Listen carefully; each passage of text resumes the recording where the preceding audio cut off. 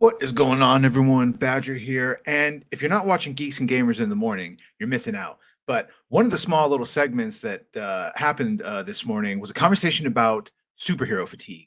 And you hear about this a lot, but normally people mean a very specific thing when they say superhero fatigue. So, I want to just go over this quick moment here. It was actually a longer argument, which I don't even know what they were arguing about because Jeremy just refused to understand what Ryan was saying here, but we understand what Ryan is saying. And well, let's just play this right here. This is a conversation that all started from a super chat. This is on Geeks and Gamers in the morning.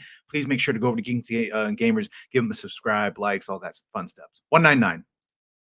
Uh, Ushbala for 5. Jimmy, if superhero fatigue did exist, what would it look like? I don't know how you would distinguish that from what's happening now.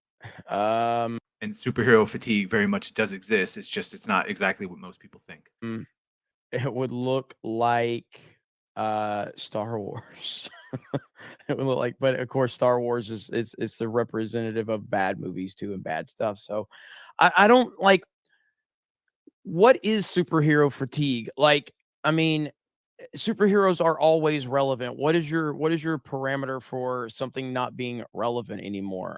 And this is going to be the ultimate crux of the conversation, and probably what I think the clarification here would be. Most people, I think, might think that when people say superhero fatigue, they think they're saying, I'm tired of seeing superheroes. Really, and here's what Ryan is about to clarify what I think most people actually mean when they say superhero fatigue. I mean, if Guardians of the Galaxy 3 is making almost $900 million at the box office, is that relevant? It's not that it's not relevant. It's that people are tired of it constantly being in their face. They're tired of 4 Marvel movies coming out every single year.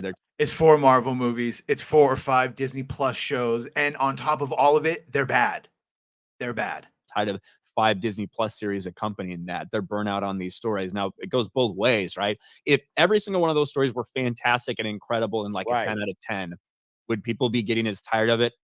Probably not as tired.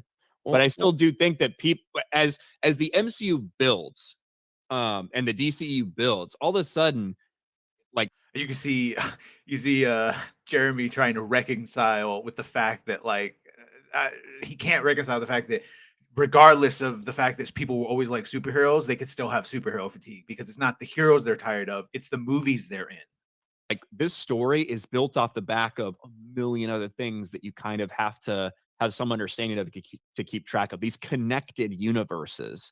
I think that's one of the things that people are tired of. Yeah, and that's the other thing. Yeah, for most normal people to keep track of all the connected, that even they stopped. Even the studio that would tell you, "Hey, go watch all this," and then you go watch, and it has nothing to do with what actually came out. A bunch of the Disney Plus shows were guilty of that. That you did not actually need to see them to go understand anything in the movie.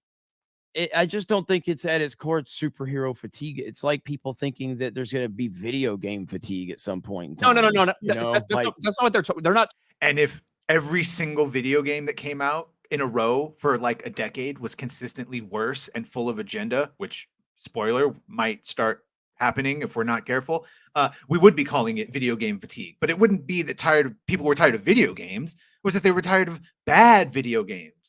Talking about superhero fatigue like it's been 100 years of superheroes and people are finally tired. They're talking about this iteration of superhero movies and entertainment, live action shit. Like people are tired of that specific thing, right? And this goes on to a circle where Jeremy will completely go and he starts arguing another point that has nothing to do with that point that Ryan just said right there.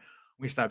That is what superhero fatigue means. People are tired of this batch of superhero, be it MCU, be it DC. That's not so. Yeah, people, even if it was everything was sparkling, if every Disney Plus show that came out was amazing, people still would have started to get tired of it because you can't miss something unless it's gone, right? That was Star Wars mistakes. They used to be a big event and then it just kept coming out, and Marvel really diluted it. And obviously that also makes it harder to keep quality up, and the CGI just downgraded because they got spread thin, and the reshoots after reshoots after reshoots.